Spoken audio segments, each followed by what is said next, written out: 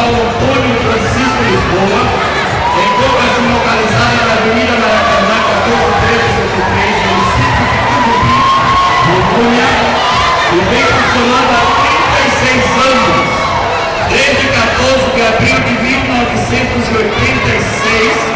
com atendimento nos 3 turnos, manhã, tarde, noite, atendendo o fundamental ao ensino médio,